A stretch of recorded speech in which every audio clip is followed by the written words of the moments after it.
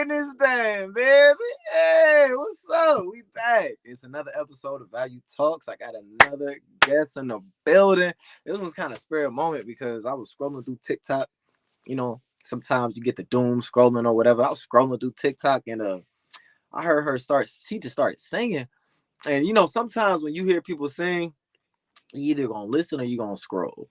I instantly stop. You know what I'm saying? And when I tell you, she puts you in good hands. There is a lot of artists out there nowadays that when you listen to their music, you gotta worry about if you're in good hands or not. You gotta worry about if this person or this child is able to listen to this type of music. You know what I'm saying? You don't have to worry about that when you listen to her. Not even just listen to me. She got the sauce. She was a star as soon as I heard her, and I just couldn't wait to interview her. So if you don't mind, give us a rundown. What's your name? Where you from? And what platforms and how long? What platforms are you on as far as your music goes? And how long you been doing music? Well, first, my artist name is Chizedin, but my actual name is Abijah Bright. I'm from San Antonio, Texas, but I was born in San Diego, California. Mm. I have been doing this I've been doing this off and on since 2019, but I've been going serious about it since June of last year. And Okay. then you could find me everywhere. I'm on 15 different platforms, but definitely the major ones. So Spotify, YouTube Music, Apple Music, and Sound. Did I say SoundCloud? Yeah, all you said 15, so Yeah, there's a lot. whatever one you want to, you know what I'm saying? I dig it. I dig it. I dig it. And so where'd you get the name from? That's creative. Oh, yeah. So Chizuden, that's an interesting origin. It's been through a It's lot of transformations, but Chizuden is a mix of two words together that are both Japanese. So chisa comes from the Japanese word chisai, which means small. Um, and then ren is another name for lotus flower. So I put them together, chisai. okay. So what does the Lotus Flower Clan mean to you?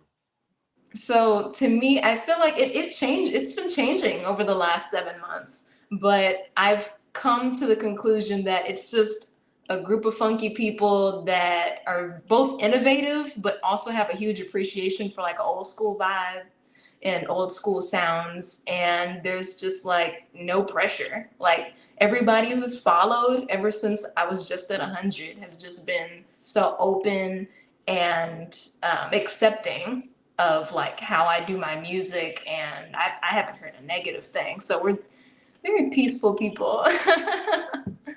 So the Lotus Clan is multiple people? Yes, it's everybody that enjoys the music.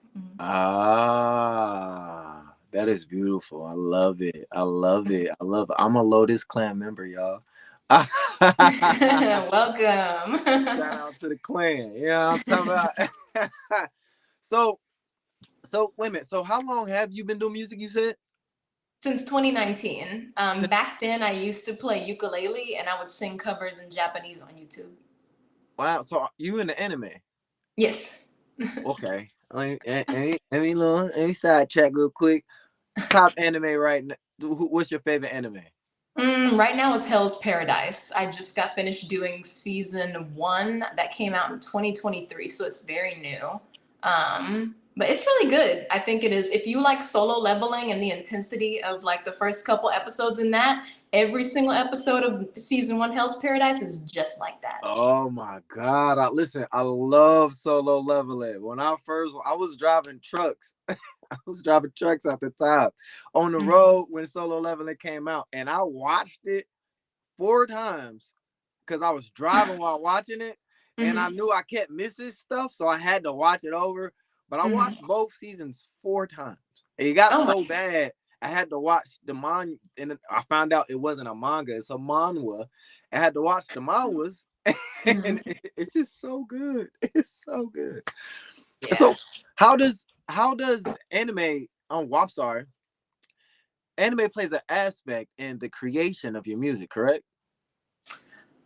It has, that's where my love for music originated from. Hmm. Because a lot of the opening and ending songs they use in the credits inspired me to, look into those artists so that I could cover their songs on ukulele.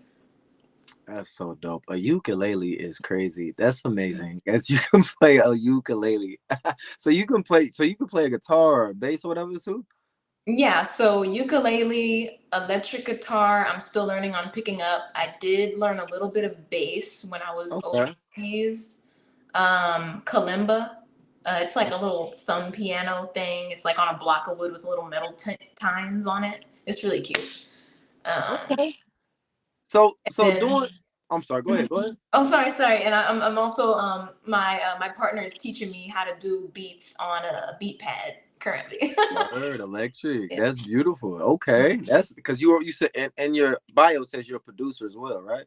Yes, I Do am. you produce your own music? Yes, I do. But I All the use, tracks. I don't know if you ever heard of it, but I use an online website called Suno, and I pay $10 a month for that, and it gives me stems based off of my ideas. So I'm not great with how cleanly I'm able to play when I'm playing into a DAW, which is, a digital A audio. digital audio workstation, yeah. Yep. And it never comes out clean the way I want it to. And I understand that there are people out there that I can pay to do it, but I'm broke. So, What you know, what's your DAW you using now? right now, BandLab and Logic Pro.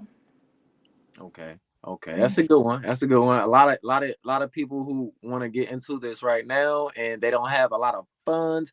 I highly recommend Studio One and or what she was saying, BandLab, and Logic. If you got the Apple, she got Apple, obviously. So yeah, you do your wow, I didn't know you produced your own. That was your music's y'all need to check her out. She gets you the package. That's dope. That's dope. So with that being said, your music sounds very mature for you just to be doing it in since 2019. You know what I'm saying? So with that being said, it's a big expression for you. When did you realize that this was, because to me, like I said, I can hear your music and I can dish it out to multiple age ranges. I ain't got to worry about who's listening to your music from what I've heard so far. You know what I'm saying?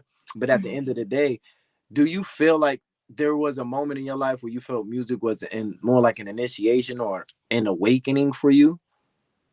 Definitely June of last year. But I'm gonna kind of switch your question a little bit to like songwriting. So not music in general, but like songwriting. Like music in general changed my life when I was like a preteen.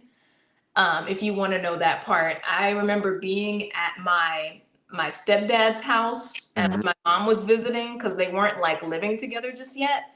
And I was up in one of the guest rooms, and my mom gave me a CD from of Craig David called "Slicker Than Your Average." Okay. I never listened to music like that until she gave me that and a boombox. I set it Mm. up in my room. When I tell you, I listened to that CD like 10 times that night. That was the first time I ever fell in love with music. And it's That was last year. no, this was back when I was like a preteen. Okay. Yeah, I'm 30 now. Are you? Yes, I But am. black don't crack, man. Let me tell you, boy, I thought you was 19 and a half. That's crazy. Okay. Yep, I am 30. But yeah, songwriting though is the thing that changed my life Mm. last year in June because that August before I was talking to one of my cousins, telling them I can't write lyrics for nothing. If I write something like just on paper, it's gonna sound like something from Sesame Street. It's gonna be whack. Like it's not gonna be good. And then when I discovered Suno and where I Mhm. could put my ideas in there and actually get like a fleshed out version, when I tell you the words just started coming and they Mm. were good. And I was like, oh my gosh, what's happening? And so I felt like I could actually do this. So you bounce through multiple genres, correct? Yes, I do. Okay, so with that being said, do you feel like genres are a sense of frequency or emotion type of thing when you tap into it? Because a lot of people they can't jump from one genre to another. They kind of stick to one and then they Mhm. evolve from that. But You look at Prince, he played every instrument and he involved a lot of different genres. You look at Kendrick Lamar, he involved a lot of different genres into his music, and it kind of compounded into something beautiful. So how would you describe your genres, and do you consider them a sense of a different frequency or a different type of emotion that you bring when you create? I If that makes sense. I'm sorry if I made that a No, it complicated. does. It does. It's a very deep question. So I appreciate it. I see it more so like as an emotion. Um, Let me see.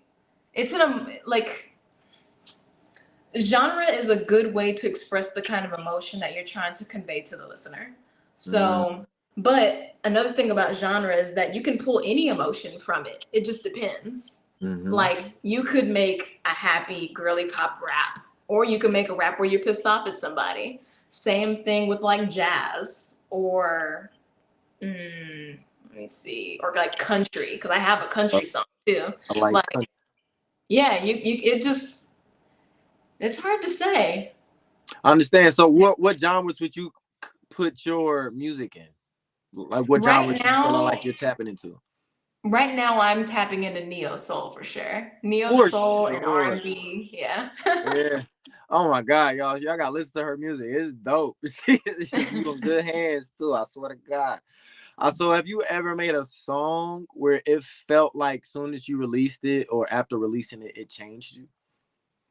Yes, I did have, I would say it was my very first one. Yeah, it was, that song's called Voice Within Me. That was my first song that actually made me feel like, like, yeah, I could write songs. Like I could do this. I could take whatever memory I'm thinking of and actually, put it in the here and now, but in a song form. Right. Yeah. Change this up. There you go. I just realized Uh-oh. that the whole time. I had no Was I idea. like a tiny box? It was, but yeah, I just was so in the interview, I forgot that it was like That's all right. I need to tighten up, y'all. I'm gonna tighten up. So, as a producer, right? You make your own beats, right? Yes. So, y'all, let me tell y'all something. I do music. You feel me? I can write my ass off. I consider myself one of the greatest rappers to ever exist. This is me hands down. There's a lot of niggas that just can't with your boy. But I say that to say this. I cannot make a beat for nothing. I tried so hard. And composing instrumentals is so hard. So with you creating your own beats, right? Can you explain to the people who do music the benefits of becoming a producer as well as an artist or a rapper? I definitely say the biggest benefit is owning your master. I think that's like the biggest Ooh. benefit because like when you have like a zillion hands in the pot, especially if you decide to sign somewhere, Yeah. it's gonna suck. Like I've never signed anywhere, but I've heard a lot. Like my aunt, she knows a lot of people that are in the music industry, and she's a very wise ear. Like she tells me so much to now I'm moving different when it comes to my music and like who I let on or who I might want to collaborate with, things like that. But I think that's like the biggest benefit of being a producer. That was a great response. But just to tag on to that, are you conscious or are you weary of the people you choose to collab with as an artist? Yes, I am because when I first started and like some of my songs were like catching some people's eyes on TikTok, especially when I made it to like 1,000 followers, I had a couple of people reach out to me. There was one person that reached out to me with a beat, and if they're gonna see this, I'm sorry, I just gotta be honest. But that beat kind of had like a sample of someone crying in the back, and I I had like given them the benefit of the doubt. They wanted to send me the beat. I was like, okay, yeah, send me the beat. I'll check it out, see if I can do something on it. They sent it to me, and it just sounded like someone was crying in the back, and I was like, I'm not about to sing on a track where someone's crying in the back the whole time. You said this ain't a Mary Giles record. I feel like she always crying on her track, but I Yeah. love her. I love you, Mary J. No disrespect. Mm-hmm. No, it's okay. And then there was another person that I reached out to. I could tell this person was in high school, and I thought they were serious at first. And they sent me the beat, and the beat was fire. And then I had written the probably hardest lyrics I've ever written up to that point for that track. And so I recorded some raw vocals on there, sent it to him to see, what he thought of it. He thought it was good. And then a few weeks passed, and I was like, hey, when is your side gonna come out? Like, because he starts the song, he does the first half, I do the second. And he was like, oh, I just haven't had like any time. And then more weeks passed, and I was just like, right now I'm kind of in a train that's going kind of quicker than that, like I want to get this done. And I understand like everyone's time allots for that, but yeah. And then on top of that, he didn't own the master, and I was like, oh no. That's good. See, and that's maturity behind the creation as an artist, behind, saying doing not just the music, but the business. You know what I'm saying? And a lot of people, and I kind of want to say something because I had a conversation with one of my friends here in Dayton, Ohio, and he is to me a legend. His name is Jay Vez, right? And he has a funk group, right? And he creates like his own. He created his own genre. It's called the Love Locks Experiment, right? And he got his own little genre he created. It's beautiful. But dang, what was I getting to? I was getting to a point. But I forgot what we was talking about. But I interviewed this brother, and I just want to say, brother, you're a very, very legendary in my eyes, and y'all need to go check him out whenever he has a live performance, because his live performances are great. That's what I was tapping into.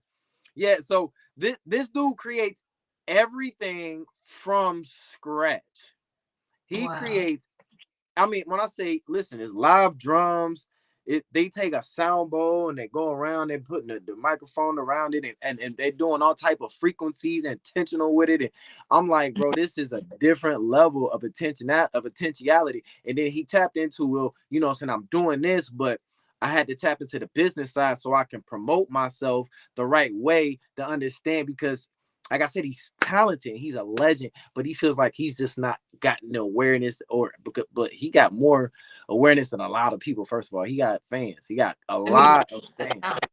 That sounds but I would just want to say, y'all need to tap into the business side, the marketing, understand how you can use some of the AI tools also, that's allowing you to make things time accessible. Like, you don't got to do a lot of copywriting no more. You can use AI.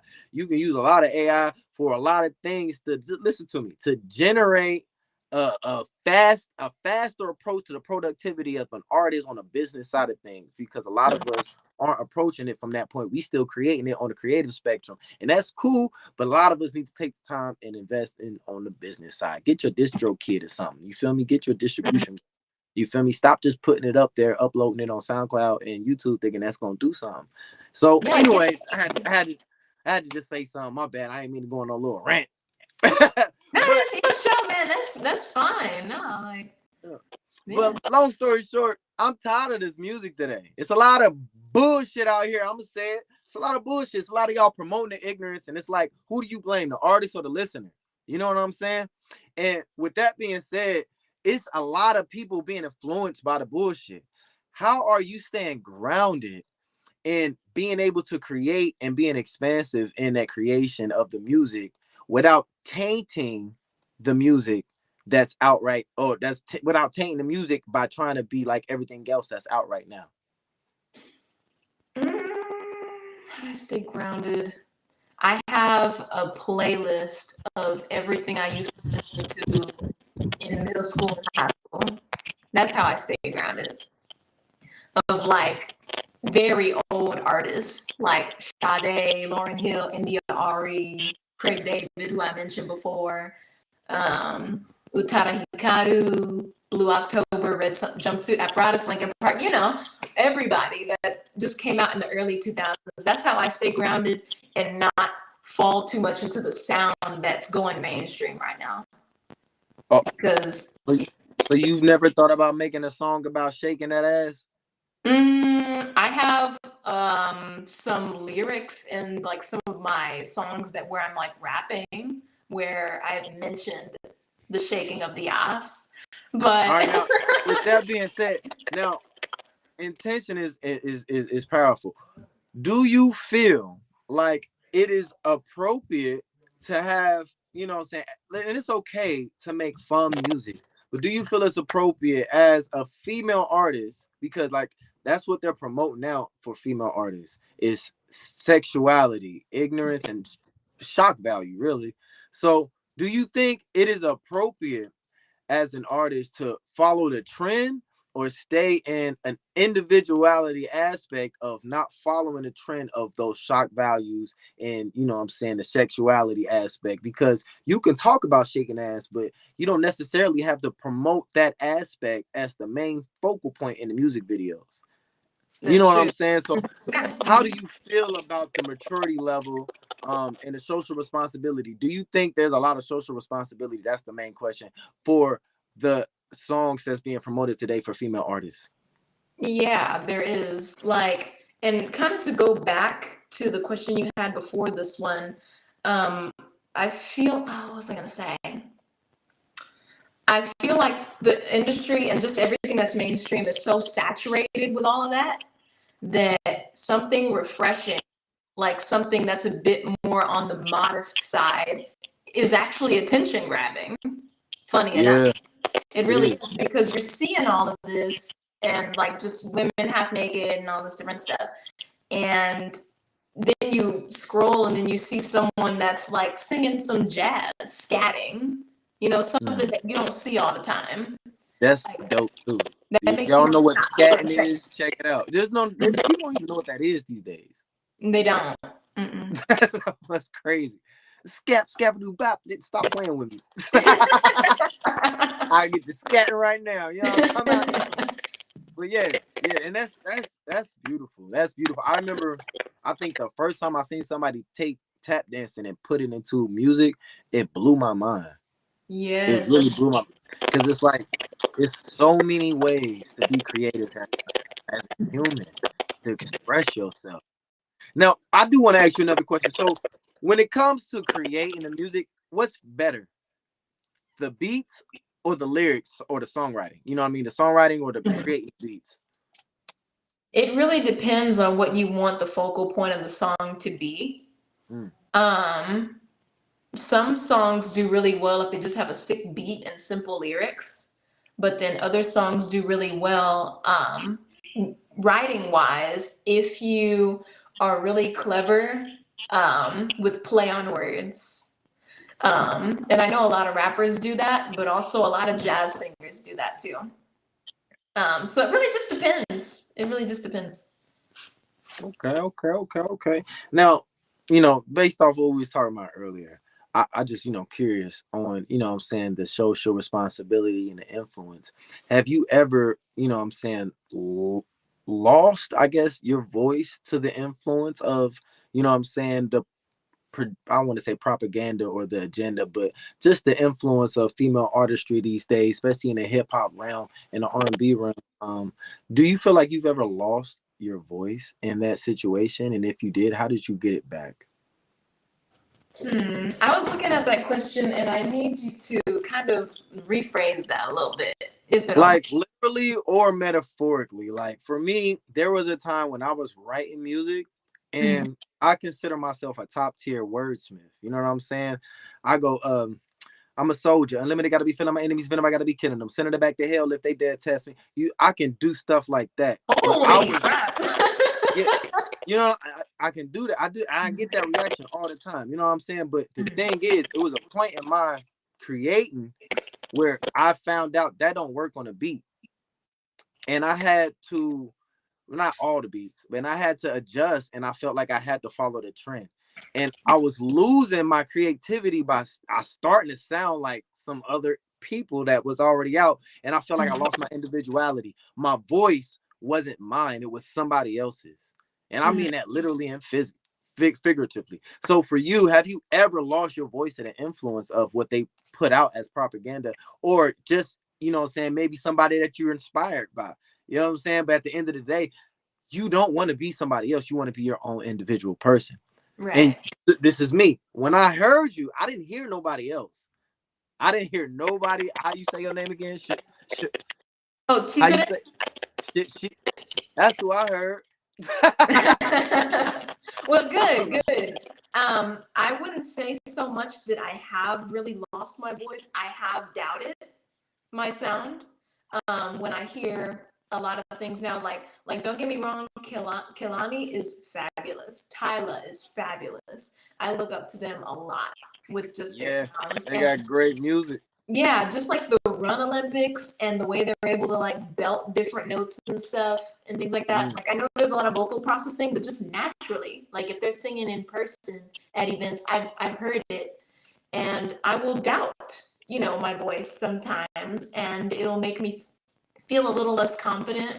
But I've never stopped just trying to push what I have, because what my voice is what it is, and you just gotta find your best way to um, make it as appealing as possible, with what you have. I understand. I understand. Do you feel like music is more of a spiritual thing than it is you know what I'm saying, just an audio thing where you just hear it and you just get a feel good feeling from it and it makes you move? Do you feel like it's more spiritual than it is physical? Yeah, I think it is spiritual, and I actually have some religious songs too, or I like will plant lyrics in my songs that have religious undertones. Are Um, you got religion? mhm, yeah. What is your religion? Right now it's Christian. Beautiful, beautiful, beautiful, beautiful, beautiful. Yeah. I grew up. I live right next door to my church, Oh, that's nice. and my grandmother passed. Hmm. Yeah, that's all I gotta say. Oh, She might be okay. watching. I love you, grandma. But no, so with that being said, I make music and I used to want people to hear me and I wanted them to be like, man, that boy was good. That boy can rap. You know what I'm saying? But it came to a point where I realized I need to learn how to create a song. I was not a great songwriter. So with that being said, it changed the way I approach writing music, and it changed the way I wanted people to feel after I wrote my music. So with that being said, how do you want someone to feel that's never heard your music after truly listening to it? How do you want them to feel after hearing your song for the first time? Mm, I want their mood to feel better. Like I want to get so good at writing lyrics that I make somebody feel seen. Like Mm. like Mm. even though I'm at level 30 in my life, I know there's a lot more to go through. You But said level 30. I like it. yes. I love putting that on my bio on social media. That's Um, amazing. I'm using that from here on out. yeah, I'm a video gamer girl. Like I love the reference. Yeah, Um, yeah. but yeah, That's I my want them to feel better and seen, but I also want to be heard as well, because I do have some parts of my history that I do want to share, but in a musical sense, so that it's not so like harsh and cutthroat. Because I do have some songs, like I've been divorced. So, and I have a song about that. It's called I Was Gone. And it literally just flushes out my entire mindset during that time over the span of 6 months. That's deep. Mhm. You know, it's crazy. The first time I went through heartbreak, I swear to God, and this is y'all, music is such an outlet for anybody that needs to express themselves in a different way that's not detrimental or dangerous to you or that environment. Mhm. Because when I went through, listen to me, I've been with my ex for 11 years. I'm sorry, I was with my ex for 11 years. And when we broke up and I found out it was for real, it kind of hurts. I'm sorry, it hurts so much because it was my fault, right? But it hurt so much that I would cry randomly, just having a random day. And I realized that when I wrote it down, it helped me out so much. So I literally took a whole day writing music, expressing my breakup. I wrote a whole album in one day. I recorded it the next day, and then I released it all the third day. That helped me so much as far as like not holding on to that pain. I released it. And then I was allowing other people to listen to it, and it felt so good because the comments was like, dude, you have no idea, I'm going through the same thing right now. And it's like it's relatable. So I understand what you're saying, and you want to make music that makes people feel seen, and you want it to be relatable. That's the main thing. And yeah, I understand heartbreak sucks. Fuck that. Yeah. How long was y'all together, if you don't mind me asking? Yeah, it's all right. Me and my ex-husband were together for 9 years in total. But they had, if this is okay to say, they had asked me for an open marriage on our second year together. Huh? Who is they? Mhm. Damn. Hold on, wait a minute. Who changed the channel? You said they asked you? Yeah, they Like, asked. hold on. So the dude you was with for 2 years No, came no, out. I was with him for 9 years. We were married for Oh 2. yeah. Okay. You was with him for 9 years, Mm-hmm. and then he came out with somebody else, and they both asked you for an open relationship. No, he just did. I don't know who he was trying to see, but Oh, yeah, and we were living together overseas in Japan, and we can't kind of came to a point where like I need to go home. I know you want to stay here. We could try to figure this out and work this out and reconvene at a later point once we're in a better financial situation. And then a few days later, he was just like, "Have you ever heard of a polyamorous relationship?" And I'm like, "What is that? I don't know what that is. Like, explain." He had told me what it was, and I was like, "Honey, are you serious?" he said, just think about it. I'm like, and I did. I gave it an honest thought think. And I was like, I can't do that. I can't do that. And so I came back to the States and we just, got it all lawfully separated. So, yep. Well, there's bigger and better things for you. Definitely I got a good nobody. song out of it. That too. And I just want to say this real quick for a lot of people listening that may be going through heartbreak or maybe realizing that this relationship ain't gonna last long. People are seasoned. Not everybody is meant to be in your life forever. They come and they go. Okay. Now it's good to understand the difference between love and attachment. Sometimes you can love somebody, but you can also be detached. And a lot of y'all are, you think you love them, but you really just attach. And y'all got to learn how to detach. And there are a lot of tools out here that you can use, whether that's spiritual, whether that's psychological. You get some counseling or something like that, or you get spiritual. You do prayer, you fast. You know what I'm saying? There are ways that you can use these tools to transmute that energy into a form that could benefit you. Okay. So long story short, don't let that stress get to you, especially if you're going through heartbreak. Understand if you are with somebody and maybe detrimental to your future and you feel like you already know you need to move on. Don't be afraid to cut ties. Don't be afraid to detach. And don't be afraid to think about you, because being self-centered is being self-centered.